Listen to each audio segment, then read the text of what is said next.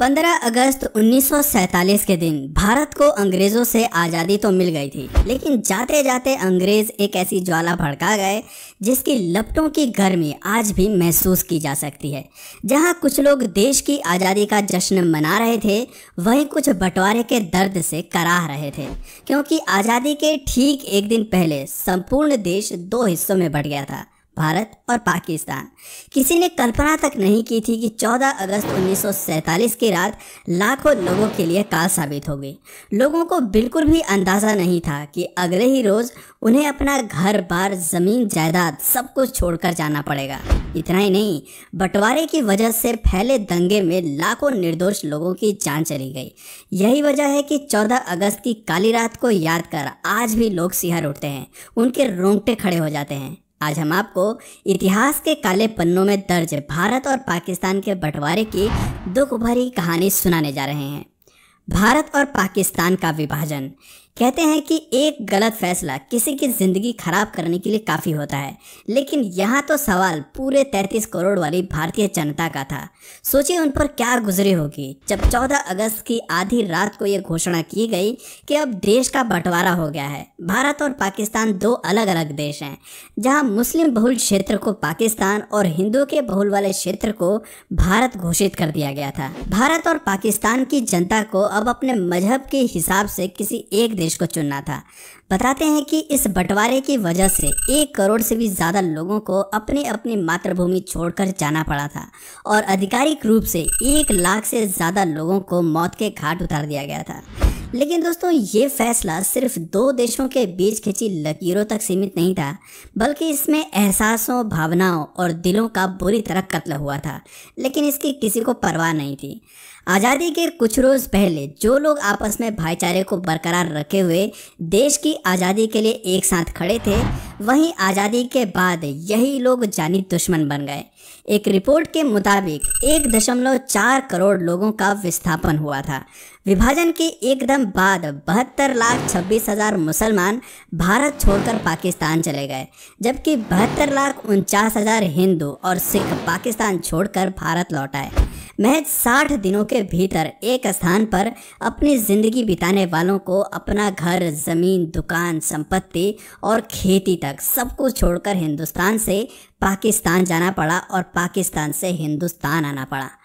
भारत बंटवारे की वजह से कई जगह दंगे भी भड़के थे। एक अनुमान के अनुसार इन दंगों में 10 से लेकर 15 लाख के बीच लोग मारे गए थे। वहीं 75,000 से 1 लाख के बीच महिलाओं के साथ बलात्कार, हत्या और अपहरण के मामले सामने आए।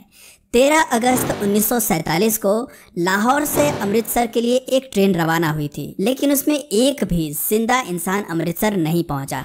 ट्रेन में सवार होने से पहले ही कई सिखों और हिंदुओं का कत्लेआम कर दिया गया। जब पंजाब बंटवारे की आग में जल रहा था, तब दिल्ली रेलवे स्टेशन से पाकिस्तान के लिए एक स्पेशल ट्रेन निकली, जिसमें पाकिस्तान में पलायन करने वाले सरकारी अफसर, कर्मचारी और उनके परिवार भी मौजूद थे। इस पाकिस्तान स्पेशल ट्रेन को दिल्ली से ठीक ठीक विदा किया गया था, मगर जैसे ही ट्रेन पटियाला के स्टेशन पर पहुंची तो उस ट्रेन पर हमला बोल दिया गया। इस हादसे में एक महिला और एक बच्चे की मौत हो गई, और जब इस बात की खबर कराची और लाहौर को मिली तो बदले की आग में उन्होंने अमृतसर वाली पहली ट्रेन को अपना निशाना बनाया। बताते हैं कि जब ये ट्रेन पाकिस्तान से अमृतसर के स्टेशन पर पहुंची तो उसमें एक भी जिंदा इंसान नहीं था। हर तरफ लाशों के ढेर लगे थे। इन लाशों की दुर्दशा ये बयां करने के लिए काफ़ी थी कि बंटवारे का फैसला कितना गलत था। एक ट्रेन की आखिरी बोगी पर दिल दहला देने वाली सूचना भी लिखी हुई थी। उसमें साफ साफ लिखा था कि पटेल और नेहरू को आज़ादी का ये तोहफा मुबारक हो।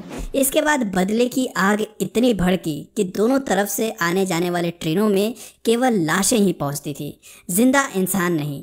लोगों को एक स्थान से दूसरे स्थान पहुंचाने वाली ट्रेन कब्रिस्तान और शमशान में तब्दील हो गई थी। इसलिए भारत और पाकिस्तान का विभाजन किसी काले इतिहास से कम नहीं है। इसके पन्ने को पलटते ही रोंगटे खड़े हो जाते हैं और आंखों से आंसू बहने लगते हैं। कुछ लोगों का कहना है कि बंटवारे की चिंगारी तो काफ़ी समय पहले ही भड़क उठी थी। 18 जुलाई 1947 को भारतीय स्वतंत्रता अधिनियम को स्वीकृति मिल गई थी। इसी के साथ ही अंग्रेजों ने देश के 2 टुकड़े करने की भी ठान ली थी। उन्होंने इस काम के लिए लंदन के वकील सर सिरिल रेडक्लिफ को चुना था, जो कि कभी भारत आए ही नहीं थे। उन्हें यहाँ की संस्कृति, रहन सहन आदि के बारे में जरा भी जानकारी नहीं थी। वो केवल सिर्फ एक नक्शे पर लकीर खींचने आ रहे थे। उन्हें बिल्कुल भी आभास नहीं था कि वो कितने लोगों की जिंदगी बर्बाद करने जा रहे हैं। दरअसल अंग्रेजों ने फूट डालो और राज करो की नीति के तहत 1906 में मुस्लिम लीग को मान्यता दे दी थी। मोहम्मद अली जिन्ना मुस्लिम लीग के प्रमुख नेता थे। जिन्ना की इच्छा थी कि मुस्लिमों को एक अलग आज़ाद देश दे दिया जाए जहां वो अपने मुताबिक रह सकें। हालांकि पाकिस्तान का विचार सन 1930 से पहले तक अस्तित्व में नहीं था। भारत विभाजन की रेखा तब और मजबूत हो गई जब 1929 में मोतीलाल नेहरू कमेटी ने सिफारिश की कि सेंट्रल असेंबली में मुसलमानों के लिए 33% सीटें आरक्षित हों। कांग्रेस ने उस समय भले ही कमेटी की सिफारिश को नकार दिया, लेकिन इसका असर आगे देखने को मिला। इसको आधार बनाकर 1938 आते आते जिन्ना मुस्लिमों के अकेले प्रवक्ता बन गए। वो अकेले ही उनकी मांगों को जोरदार तरीके से उठा रहे थे। वहीं ये भी बातें बताई जाती हैं कि जिन्ना भारत का प्रधानमंत्री भी बनना चाहते थे, लेकिन ऐसा मुमकिन नहीं था। इसलिए उन्होंने पाकिस्तान के निर्माण की मांग की, जहां वो आराम से प्रधानमंत्री बन सके। वहीं दूसरे विश्व युद्ध के बाद आर्थिक मार झेल रही ब्रिटिश सरकार ने माना कि भारत में उपनिवेश बनाए रखना अब उनके लिए फायदे का सौदा नहीं रह गया है। भारत में स्वतंत्रता संग्राम को बढ़ता देख ब्रिटिश सरकार ने जल्द से जल्द यहाँ से जाने की योजना बनाई। अंग्रेजों ने भारत को तो आज़ादी दे दी, लेकिन जाते वक्त यहाँ बंटवारे की आग लगा गए। उन्होंने भारत का बंटवारा कर एक नया राष्ट्र पाकिस्तान बना दिया। आपको जानकर हैरानी होगी कि भारत और पाकिस्तान को बेशक आज़ादी एक ही दिन मिली थी, लेकिन पाकिस्तान 14 अगस्त 1947 को आज़ादी का जश्न मनाता है, जबकि भारत में 15 अगस्त को स्वतंत्रता दिवस मनाया जाता है। दोनों देशों के बीच सीमा रेखा का निर्धारण 17 अगस्त 1947 को किया गया था। भले ही विभाजन का फैसला आनन फानन में लिया गया, लेकिन ये कार्य इतना भी आसान नहीं था। इसलिए 2 अनुभवी लोगों को चुना गया, जिसमें HM पटेल और चौधरी मोहम्मद अली शामिल थे। इन दोनों लोगों की विभाजन में अहम भूमिका रही, जबकि इनके नीचे अन्य कई अधिकारी कार्यरत थे। ये लोग अलग अलग इलाकों से रिपोर्ट बनाकर इन्हें भेजते थे और इन्हीं रिपोर्ट्स के आधार पर बंटवारे की सिफारिशें तैयार की जाती थीं। लॉर्ड माउंटबेटन इस पूरे मामले के कर्ता धर्ता थे। शायद आपको मालूम नहीं होगा कि भारत और पाकिस्तान बंटवारे में जन धन, जल और ज़मीन के बंटवारे के साथ साथ सभी ऑफिसों की कॉपी, किताब, मेज़ कुर्सी से लेकर टाइपराइटर और पेंसिल तक का बंटवारा हुआ था। ब्रिटिश सरकार की संपत्ति को दोनों देशों के बीच बांटा गया, लेकिन इसे लेकर भी काफ़ी बहस हुई। दरअसल भारत ने शुरुआत में ही पाकिस्तान को 20 करोड़ रुपए की पहली किश्त दे दी थी और 55 करोड़ देने अभी बाकी थे, लेकिन तभी पाकिस्तानी सेना ने कश्मीर पर हमला कर दिया। इस बात पर कड़ी प्रतिक्रिया जाहिर करते हुए भारत सरकार ने बाकी बची रकम यानी 55 करोड़ देने पर रोक लगा दी और कहा कि पहले कश्मीर समस्या को हल कर लिया जाए, ताकि आगे दी जाने वाले राशि का इस्तेमाल सेना पर और भारत के खिलाफ ना हो सके। लेकिन यहाँ महात्मा गांधी इस निर्णय के पक्ष में नहीं थे।